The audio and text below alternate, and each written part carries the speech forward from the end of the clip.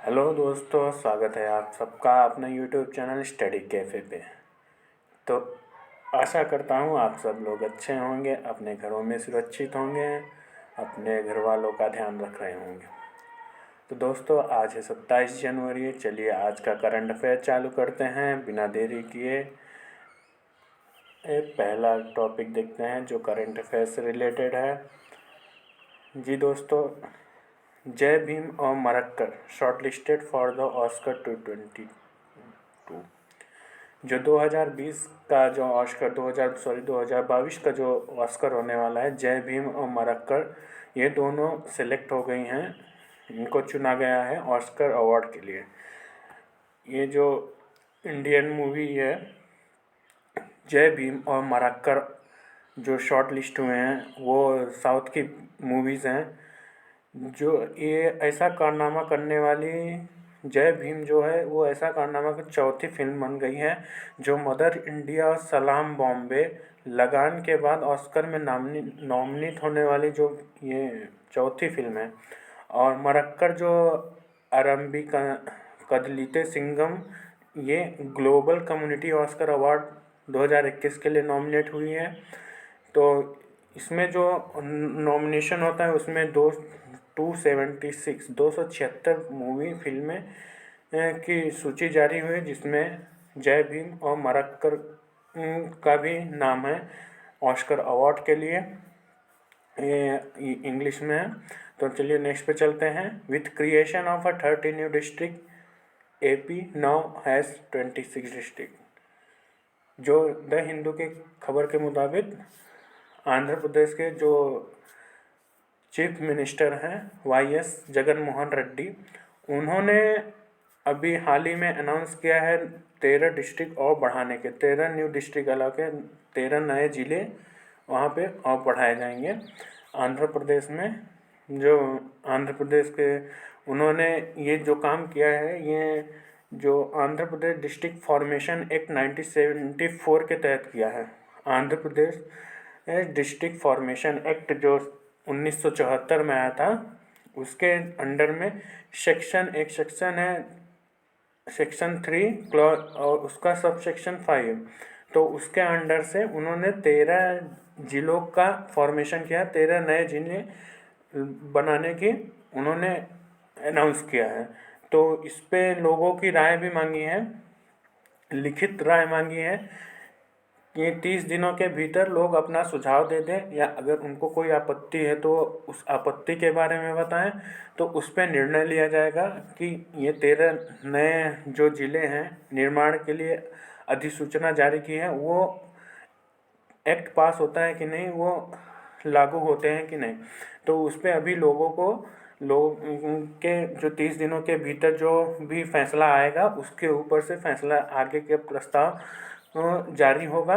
जिससे अभी फ़िलहाल रिसेंट में तो 13 ज़िले थे आंध्र प्रदेश में, अभी जब ये नए 13 ज़िले और बन जाएंगे तो पूरा टोटल 26 ज़िले हो जाएंगे। और दोस्तों, ये जो अभी जो अभी नए 13 ज़िलों का फॉर्मेशन होने जा रहा है, वो आंध्र प्रदेश सरकार के जो फॉर्मेशन एक्ट 1974 है उसके तहत किया जा रहा है। तो इसमें ये एक्ट कानून जो है उसके तहत किया जा रहा है। तो अभी आने वाले समय में हमको पता चलेगा कि 26 ज़िले होते हैं या कोई विरोध भी होता है, तो इसका आने वाले समय में हमको पता चलेगा। अब फिलहाल तो 13 ज़िले हैं और अभी नए 13 ज़िले और आने वाले हैं जो लोगों के सुझाव पे प्रस्तुत करने के लिए कहा है। तो अगर उन्होंने अपना राय दी, लोगों ने अपनी सहमति जताई, तो वो आगे भी काम हो सकता है। तो चलिए नेक्स्ट पे चलते हैं। ये है 13 ज़िलों के नाम है। जो मन्यम डिस्ट्रिक्ट है, अल्लूरी सीताराम राजू डिस्ट्रिक्ट है जिसका हेडक्वार्टर जो पेड्डेरू में रहेगा, अन्नाकापल्ली और काकीनाडा, कोनासीमा, इल्लेरू एनटीआर डिस्ट्रिक्ट, और बप्ला, पलानाडु, नंड्याल और श्री सत्य साई डिस्ट्रिक्ट, अन्नामन्या डिस्ट्रिक्ट। ये सारे तमिल में नाम है तो लेने में प्रोनाउंस करने में थोड़ा तकलीफ़ होती है, तो उनको तो जो तमिल जिसको आती है वो अच्छे से प्रोनाउंस कर लेंगे। तो चलिए नेक्स्ट पे चलते हैं। ये हिंदी में है वही सेम।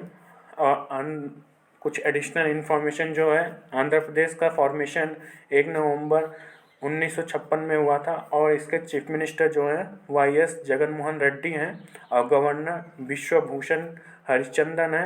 और इसका कैपिटल जो है वो अमरावती है। तो दोस्तों, ये आंध्र प्रदेश पहला ऐसा इंडिया का राज्य था जो लिंग्विस्टिक बेसिस पे भाषा के आधार पे ये राज्य बना था। इंडिया का पहला राज्य जो 1 नवंबर 1956 को बना था, ये भाषा के आधार पे बना था। तो इसमें जो तेलुगु स्पीकिंग लोग हैं उनको मिला के एक राज्य बना था। पहले ये राज्य बड़ा था, इसमें से 2014 में तेलंगाना भी अलग हो गया। तेलंगाना की राजधानी हैदराबाद है और 2020 में आंध्र प्रदेश की राजधानी अमरावती रख दी गई है।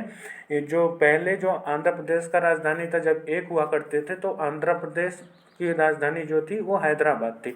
लेकिन जब तेलंगाना उसमें से सेपरेट हो गया 2014 में, तो 2014 के अलग होने के बाद तेलंगाना राज्य की राजधानी हो गई हैदराबाद और आंध्र प्रदेश अपनी नई राजधानी लेके आया जिसका नाम था अमरावती। तो अभी मौजूदा में अमरावती आंध्र प्रदेश की राजधानी है। तो चलिए नेक्स्ट पे चलते हैं। Swiggy turns decacorn with valuation of 10.7 billion. तो दोस्तों, ये डेकाकॉन क्या होता है आज हम आपको बताएंगे। डेकाकॉन क्या होता है, हेक्टाकॉन क्या होता है, सुनिकॉन क्या होता है, मेटाकॉन, एक मेटाकॉन भी होता है, क्या होता है। तो आज सब इसके बारे में जानेंगे। सबसे पहले देखते हैं कि स्विगी स्विगी ये एक कंपनी है जो ग्रोसरीज और फूड डिलीवरीज करती है, डिलीवर करती है लोगों को घर घर घर में।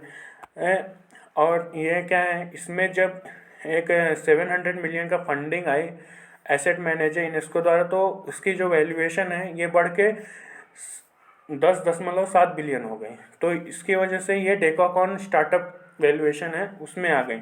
और ये डेकाकॉन कब होता है, जब किसी कंपनी का वैल्यूएशन, किसी स्टार्टअप कंपनी का वैल्यूएशन जो है वो 10 बिलियन अगर हो जाए तो वो स्टार्टअप डेकाकॉन कंपनी कही जाती है। स्टार्टअप को जब भी कोई स्टार्टअप उसका जब वर्थ जो है, उसका वैल्यूएशन जो उसकी जो कंपनी की जो वर्थ है, जो मतलब पैसे हैं, उसके वैल्यू जो है वो 10 बिलियन हो जाती है, तो वो डेकाकॉन में कंसिडर की जाती है। जो अभी जो लेटेस्ट जोमेटो इसके पहले आया था जिसका वैल्यू था 5.4 बिलियन, उसके इसकी आईपीओ निकाली गई थी, सबसे तेज़ बढ़ने वाली थी ये जोमेटो कंपनी की। तो ये एक जैसे बताया कि फूड ऑर्डरिंग और इंस्टेंट ग्रोसरी डिलीवर करते हैं घरों पे, डोर टू डोर डिलीवरी करते हैं। तो इसकी जो आमदनी है वो 10 अरब डॉलर हो गए हिंदी में बताए तो। और ये बेंगलुरु बेस्ड कंपनी है जिसने ये अभी हाल ही में ओयो भी जो थी एक 2019 में एक डेकाकॉन कंपनी हो गई थी, 10 बिलियन हो गया था। लेकिन लॉकडाउन, ये ओयो क्या करता है, होटल प्रोवाइड करता है, होटल है। तो इसमें लॉकडाउन लगने की वजह से इसकी जो वैल्यूएशन है वो ड्रॉप हो गई, 8 बिलियन पे आ गई थी। तो 8 बिलियन की वजह से वो डेकाकॉन से निकल गई थी। तो अभी फिर से इसका इम्प्रूवमेंट होने लगा है। इसकी भी 9 बिलियन 2021 के रिपोर्ट के माने तो 9 बिलियन है वो की।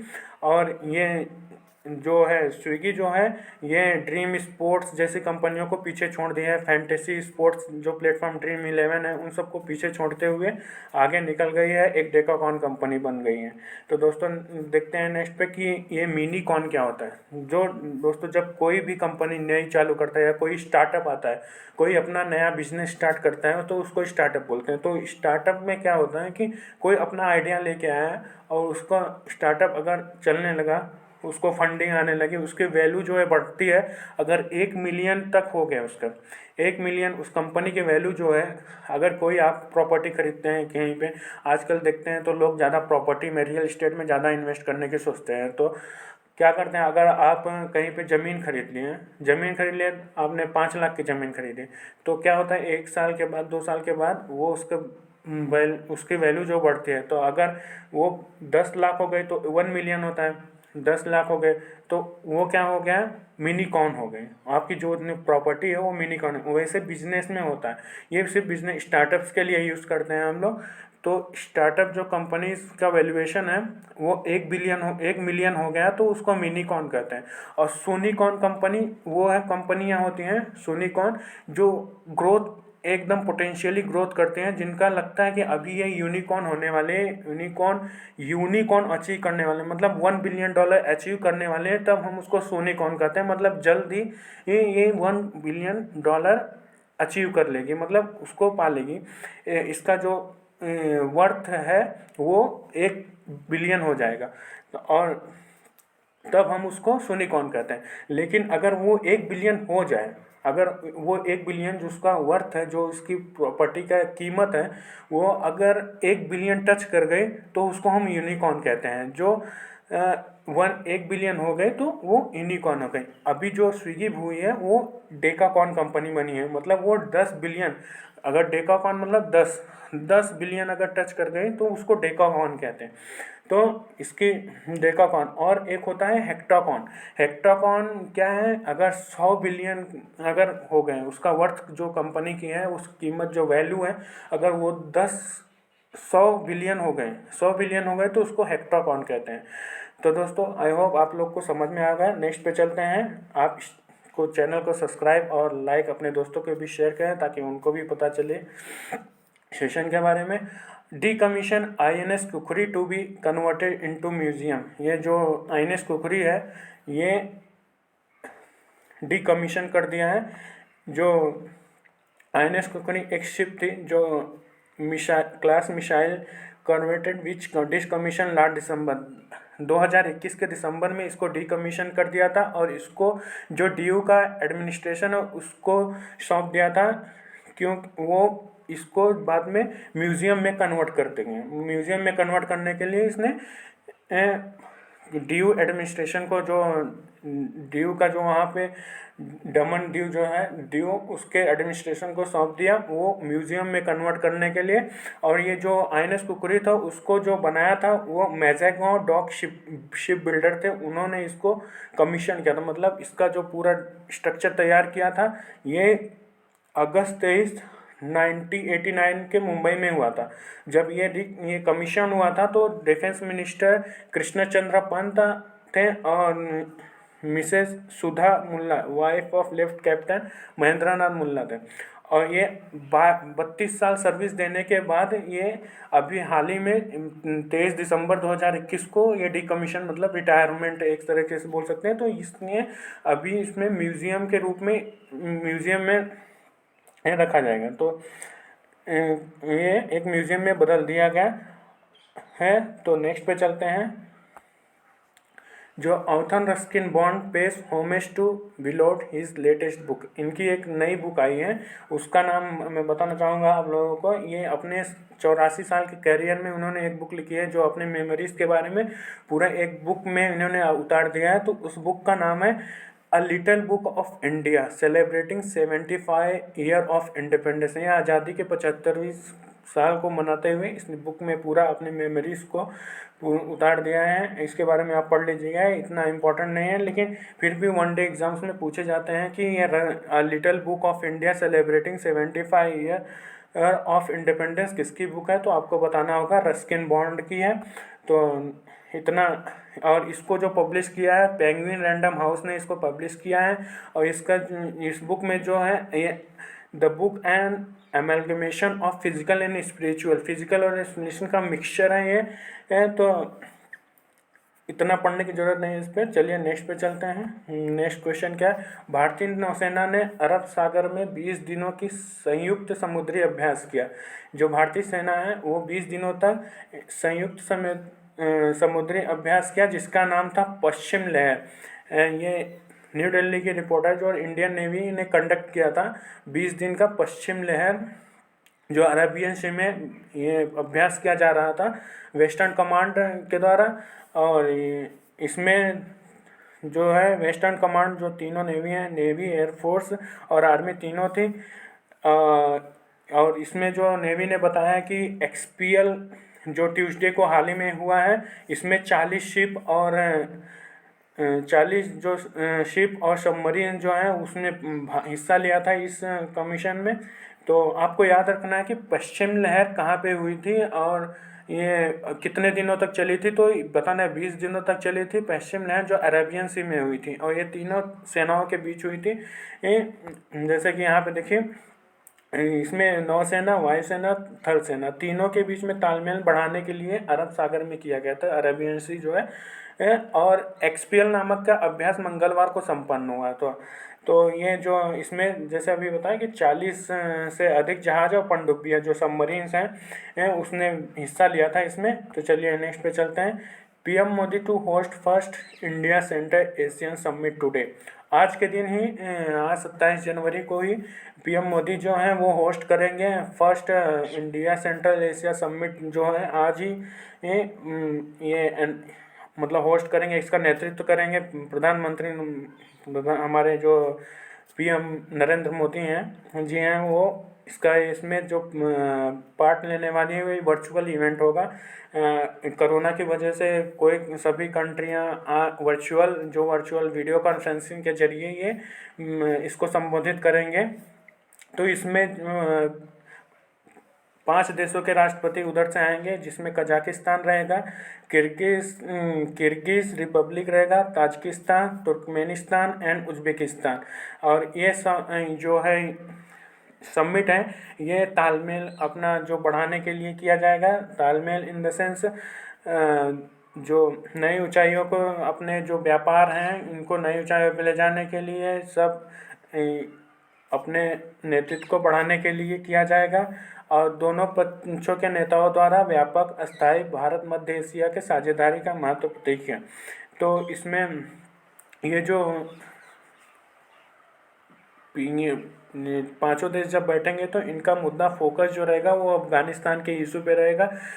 उसके और रीजनल सिक्योरिटी जो उनकी सिक्योरिटीज़ है उस पर फोकस रहेगा। और व्यापार पे फोकस किया जाएगा और डेवलपमेंट पे रहेगा।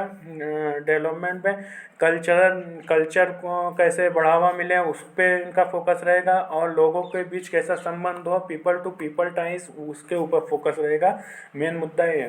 तो चलिए नेक्स्ट पे चलते हैं। नेक्स्ट क्वेश्चन, अभी जो भी क्वेश्चन आएंगे करंट अफेयर के क्वेश्चन है, तो मैंने ये सारे क्वेश्चन। पहला क्वेश्चन है, the world bank has recently approve a loan of 1000 crore which states government, कौन से राज्य सरकार के लिए 1000 करोड़ रुपए का कर्ज मंजूरी दे दी है। केरल सरकार है ऑप्शन में, गुजरात सरकार, महाराष्ट्र सरकार या पश्चिम सरकार। तो पश्चिम बंगाल सरकार। तो और इसका आंसर जो है वो पश्चिम बंगाल सरकार है। पश्चिम बंगाल सरकार ने विश्व बैंक से हाल ही में 1000 रुपये का करोड़ रुपए का कर्जा लेने के लिए मंजूरी मिल गई है उसको, जिसमें से 400 करोड़ रुपए राज्य सरकार द्वारा चलाया जाएगा, लागू किया जाएगा। इस ऋण में कमजोर और गरीब समूहों की मदद की जाएगी। साथ ही डिजिटल भुगतान और वित्तीय समावेशन को बढ़ावा देने के लिए राशि का इस्तेमाल किया जाएगा। तो नेक्स्ट पे चलते हैं। Which of the following government board has recently launch spice exchange portal. तो निम्न में से किस सरकार बोर्ड ने हाल ही में स्पाइस एक्सचेंज पोर्टल लॉन्च किया है। पहला है Bharatiya Masala board, coffee board of India, agriculture board of India या टी बोर्ड ऑफ इंडिया। तो ये जो इसका आंसर जो है ये भारतीय मसाला बोर्ड, तो स्पाइस बोर्ड ऑफ इंडिया है, उसने इसको लॉन्च किया है। तो इसमें क्या होगा कि विश्व भर में जो भारतीय मसाला निर्यातक और ख़रीदार हैं, जो कंज्यूमर्स हैं वो खरीद और सेल्समैन जो हैं उनके बीच में एक मिलन स्थल के रूप में कार्य करेगा। इस प्लेटफॉर्म को केंद्रीय वाणिज्य और उद्योग मंत्रालय द्वारा लॉन्च किया गया है। जो अपना केंद्रीय वाणिज्य और उद्योग मंत्रालय है उसने इस ऐप को लॉन्च किया है, इस पोर्टल को लॉन्च किया है। नेक्स्ट पे चलते हैं। Plant based meat company good dot has recently appointed which player of its brand ambassador. Plant based meat company जो है गुड डॉट ने हाल ही में किस खिलाड़ी को अपना ब्रांड एम्बेसडर बनाया है? रोहित शर्मा, विराट कोहली, नीरज चोपड़ा या पीवी सिंधु को? तो दोस्तों ये जो है इन्होंने अपना जो ब्रांड एम्बेसडर बनाया वो नीरज चोपड़ा को बनाया है, जो हाल ही में जेवलिन थ्रो में गोल्ड मेडल टोक्यो ओलंपिक से इन्होंने जो गोल्ड मेडल जीता था, तो इन्होंने जो है अपना जो ब्रांड एम्बेसडर जो गुड डॉट कंपनी है उन्होंने अपनी जो नीरज चोपड़ा को अपना ब्रांड एम्बेसडर बनाया है। तो इसका आंसर नीरज चोपड़ा है, जो plant based meat company good day हाल ही में नीरज चोपड़ा को अपना ब्रांड एम्बेसडर बनाया है। कंपनी नीरज चोपड़ा की मदद से प्लॉट आधारित मीट की नई श्रेणी के बारे में जागरूकता पैदा करना चाहती है। यह कंपनी मटन, चिकन और अंडे के विकल्प प्रदान करेगी। अब तक का ये एक डायरेक्ट टू कंज्यूमर प्लेयर है। ये डायरेक्ट कंज्यूमर के पास जाते हैं, इनका कोई माध्यम बीच में कोई हस्तक्षेप करने वाला नहीं है। ये जो है ना मटन और चिकन, इसका एक विकल्प मतलब कोई दूसरा ऑप्शन लेके आएंगे। और जो डायरेक्ट आजकल देखते हैं अनहाइजीनिक जो इंजेक्शन देके चिकन तैयार किया जाता है इतना, तो इन सब का कोई ऑप्शन एक और नया ऑप्शन लेके आएंगे ये लोग, तो आगे देखने मिलेगा। तो नेक्स्ट पे चलते हैं। Which of the following telecom company has tied up with Finland's Oulu university to accelerate research and industrialisation in 6G technology? निम्नलिखित में से किस टेलीकॉम कंपनी ने 6G तकनीकी के अनुसंधान और मानवीकरण में तेजी लाने के लिए फिनलैंड और ओलू यूनिवर्सिटी के साथ करार किया है? Option A Airtel, option B Vodafone, या ऑप्शन सी आइडिया, या ऑप्शन 4 रिलायंस जियो? तो दोस्तों इसका आंसर जो है वो रिलायंस जियो है। रिलायंस जियो ने हाल ही में 6G तकनीकी पे हस्ताक्षर किया है उन्होंने फिनलैंड की यूनिवर्सिटी ओलू यूनिवर्सिटी के साथ इन्होंने एक समझौता किया है। ये दोनों जो हैं अंतरिक्ष संचार, होलोग्राफिक बीम फॉर्मिंग, साइबर सुरक्षा, माइक्रो इलेक्ट्रॉनिक और फोटोनिक्स के 3D कनेक्टेड इंटेलिजेंस के अनुसंधान में विकास का सहयोग करेंगे। तो नेक्स्ट पे चलते हैं। Which day is celebrated all over the world on 27 जनवरी? पूरे विश्व भर में 27 जनवरी का दिवस किस रूप में मनाया जाता है? पूरे विश्व भर में कौन सा दिवस मनाया जाता है? अंतर्राष्ट्रीय प्रलय स्मरण दिवस, या अंतर्राष्ट्रीय विज्ञान दिवस, अंतर्राष्ट्रीय शिक्षा दिवस, या अंतर्राष्ट्रीय महिला दिवस? तो इन ये जो दिख रहा है इसमें से 27 जनवरी को अंतर्राष्ट्रीय प्रलय स्मरण दिवस मनाया जाता है, जो ऑप्शन ए है। Option A is the correct answer, जो 27 जनवरी को विश्व भर में मनाया जाता है। ये जो 27 जनवरी को ये 1945 से ही सैनिकों द्वारा ऑस्विट्स बिर्केनाउ के नाजी एकाग्रता और निर्वासन शिविर की मुक्ति की वर्षगांठ के प्रतीक है। तो नेक्स्ट पे चलते हैं 6th वन पे। Which of this countries has recently declare environmental emergency due to oil spill? तो दोस्तों इनमें से किस देश ने हाल ही में तेल रिसाव के कारण पर्यावरण आपातकाल की घोषणा की है? Option A Lima, option B Peru, option C Mexico, या फिर चिली? तो दोस्तों बता दूं आपको कि पेरू जो है उसने हाल ही में पर्यावरण आपातकाल घोषणा की है। जो अभी हाल ही में तेल रिसाव हुआ है उनके यहाँ 6000 बैरल जो है वो तेल जो है वो समुद्र में प्रशांत महासागर के करीब जो है वहाँ पे इनका स्पिल हो गया, मतलब लीक हो गया उसमें पूरा रिसाव के कारण। तो उन्होंने 90 दिनों के लिए आपातकाल की घोषणा की है। तो जो टैंकर का नाम था वो मारे डोरिकम। ये भी पूछा जा सकता है एग्जाम में कि मारे डोरिकम रिसेंट न्यूज़ में था, ये क्या है? तो उसको बताना पड़ेगा इस टैंकर का नाम है। तो ये जो है आप देख सकते हैं कि साउथ अमेरिका में जो वेस्ट में है पेरू, वहाँ पे ग्रीन कलर में दिख रहा है आपको है। और तो ये जोग्राफिकल लोकेशन आप देख सकते हैं यहाँ पे पेरू की लोकेशन जो साउथ अमेरिका के वेस्ट में है। और ये 3 या 4 कंट्रीज़ के साथ बॉर्डर शेयर करता है। आप इसको थोड़ा ध्यान से देख लीजिएगा। एक सेकेंड ना, कौन सा है ये? अर्जेंटीना और चिली के साथ बॉर्डर शेयर करता है, बोल्विया के साथ, सॉरी अर्जेंटीना के साथ नहीं करता है, चिली, बोलिविया और कोलंबिया के साथ बॉर्डर शेयर करता है, और ब्राज़ील के साथ। ये 4 देशों के साथ अपना बॉर्डर शेयर करता है। तो दोस्तों देख सकते हैं आप कि ये पक्षी जो है वो तेल उसके पंखों में लगने की वजह से इनके लंग्स पे इफेक्ट पड़ता है और ये उड़ नहीं पाते हैं, तो इनकी मृत्यु हो गई। काफ़ी संख्या में वहाँ पे पक्षियों की मृत्यु है, और जो वहाँ का जो लाइफ है, मरीन लाइफ है, उस पर इफेक्ट, बहुत ज़्यादा इफेक्ट पड़ा है। तो अभी इसको क्लीन किया जा रहा है। अभी किसी दिन आपको कैसे क्लीन करते हैं, उसके ऊपर कौन सी टेक्नोलॉजी यूज़ करते हैं, उसके ऊपर एक नया वीडियो लाएंगे। ये अगर इसमें लाएँ तो बहुत बड़ा सेशन हो जाएगा। तो आपको सिर्फ इतना ध्यान रखना है कि इन्वायरमेंटल जो इमरजेंसी किस देश ने डिक्लेयर किया है बिकॉज ऑफ ऑयल स्पिल, तो उसको बताना है पेरू। पेरू ने अभी हाल ही में इन्वायरमेंटल इमरजेंसी, जो पर्यावरण आपातकाल की घोषणा की है, वो पेरू है। तो नेक्स्ट पे चलते हैं। देख सकते हैं यहाँ पे, which of the following ministry has recently released a 5-year road map for the electronic sector. कौन सी ऐसा मंत्रालय है हाल ही में इलेक्ट्रॉनिक्स क्षेत्र के लिए 5 साल का रोड मैप जारी किया है? तो जनजातीय मंत्रालय, शिक्षा मंत्रालय, रेल मंत्रालय, इलेक्ट्रॉनिक्स और सूचना प्रौद्योगिकी। तो दोस्तों इसका जो आंसर है आप देख सकते हैं, इलेक्ट्रॉनिक और सूचना प्रौद्योगिकी मंत्रालय जो है उसने इसको लॉन्च किया है 5 साल का रोड मैप जारी किया है, जिसके मुताबिक वर्ष 2026 तक भारत में $300 बिलियन के इलेक्ट्रॉनिक्स उपकरणों का निर्माण और निर्यात किया जाएगा।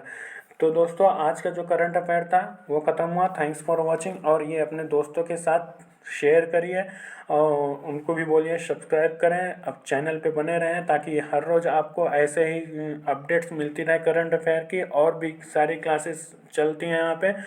अभी जो मैं सामान्य ज्ञान का एक फटाफट सीरीज़ लाया हूँ, उसमें फटाफट ही सब क्वेश्चंस के आंसर दिए जाते हैं और आगे बढ़ते हैं। आप अपना भी नॉलेज टेस्ट करते हैं। तो thank you so much guys, subscribe study cafe.